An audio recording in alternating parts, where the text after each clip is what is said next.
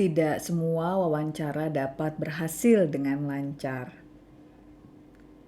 Oleh karena dalam proses wawancara akan menemui berbagai interviewee yang memiliki perbedaan karakteristik, maka diperlukan strategi khusus dalam menangani individu yang sulit.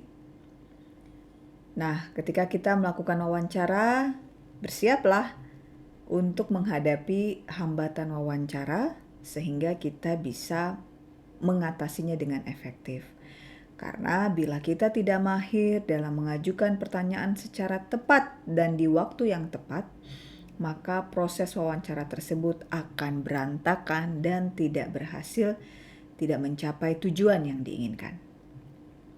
Stewart dan Cass mengemukakan beberapa tipe interviewee yang sulit, yaitu tipe sensitif, tipe emosional, tipe tertutup, dan tipe yang cerewet atau terlalu banyak berbicara.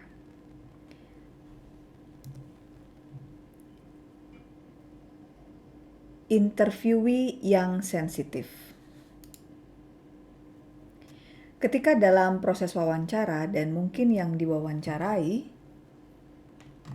kemudian menangis, Anda sebagai interviewer harus memiliki rasa empati dengan mengemukakan, misalnya, saya memahami perasaan Anda.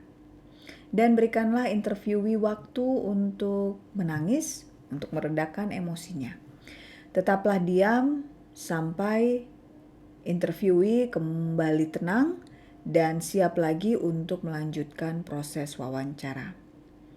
Nah, bila Anda memiliki hubungan yang cukup dekat dengan interviewee, sudah beberapa kali bertemu dengan interviewee, sudah melakukan beberapa kali komunikasi, maka Anda dapat memberikan sedikit sentuhan fisik yang tentunya dengan memperhatikan konteks etika, seperti memegang tangan, mengusap bahu sebagai gerakan menenangkan dan menghibur interviewee. Dan Anda sebagai interviewer harus peka terhadap interviewee yang telah mengalami kejadian yang kurang menyenangkan dengan cara tidak langsung memberikan pertanyaan yang menyerang privasi interviewee. Ketika Anda memulai pembicaraan topik yang sensitif, maka hal tersebut merupakan masalah etis yang sangat serius. Yang kedua adalah interviewee yang emosional. Seorang interviewer harus mengetahui atau dapat mendeteksi emosi apa yang ditampilkan atau ditunjukkan oleh interviewee ketika interview berlangsung.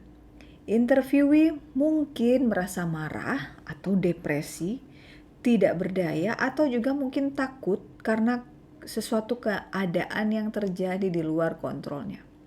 Dan dalam kondisi demikian, seringkali interviewer yang menjadi target atau sasaran pelampiasan perasaan yang dialami oleh interviewee.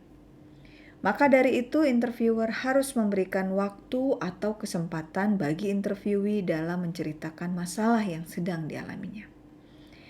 Nah, jika hal ini terjadi kepada Anda, maka interviewer dapat memberikan pendekatan yang baik untuk mengetahui permasalahan apa yang sedang dialami oleh interviewee dengan mengajukan beberapa statement seperti ini. Anda nampaknya sangat marah. Tahu, saya melihat Anda terlihat jengkel.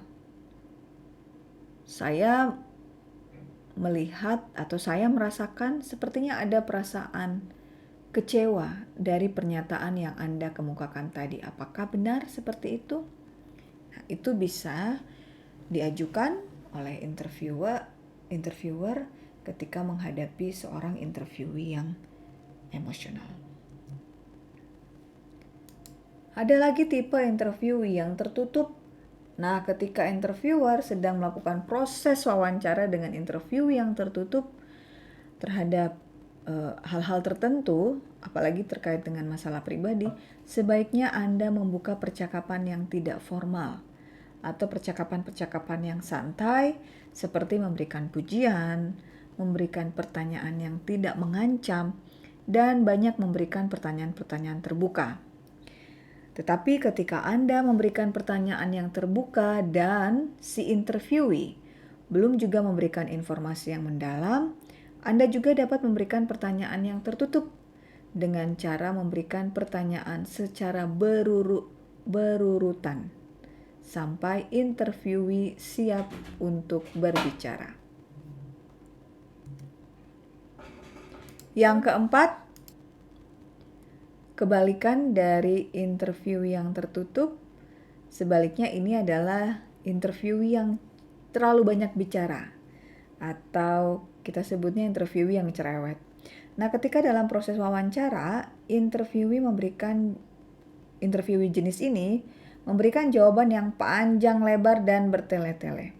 Nah, Anda sebagai interviewer memiliki tugas untuk mengarahkan dan mengontrol jalannya proses wawancara dengan cara Anda dapat memotong pembicaraan namun dengan cara yang sopan. Anda bisa kemukakan ketika Anda memotong pembicaraan tersebut, kemudian Anda bisa mengemukakan seperti ini. Saya sangat senang karena Anda dapat menceritakan hal tersebut.